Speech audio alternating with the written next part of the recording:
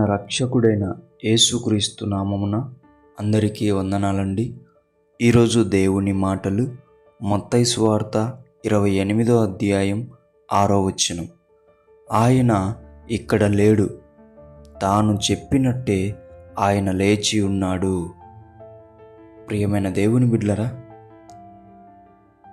నీ పాపముల నుండి నీవు లేవలేకపోతున్నావా? నీ శాపము నుండి నీవు లేవలేకపోతున్నావా? నీ నిందల నుండి, నీ అవమానాల నుండి, నీ బాధల నుండి, నీ కష్టాల నుండి నీవు విజయం పొందుకోలేకపోతున్నావా? అయితే ఒక్కసారి నీ దేవుణ్ణి చూడు. మరణాన్ని గెలిచి లేచి ఉన్నాడు.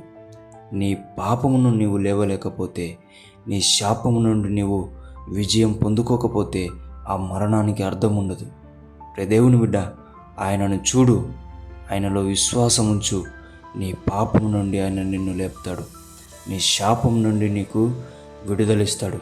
నీ బాధలు, నీ కష్టాలు, నీ కృంగిపోయిన తనం నుండి ఆయనే నిన్ను లేపునుగాక. ఆమేన్. దేవుడి మాటలను దీవించునుగాక. ప్రార్థించుకుందాం. దేవా, మీకు వందనాలు, స్తోత్రాలు.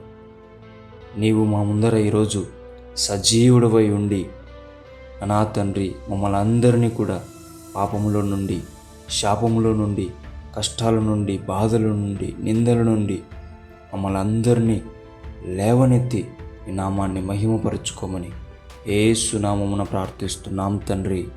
ఆమేన్.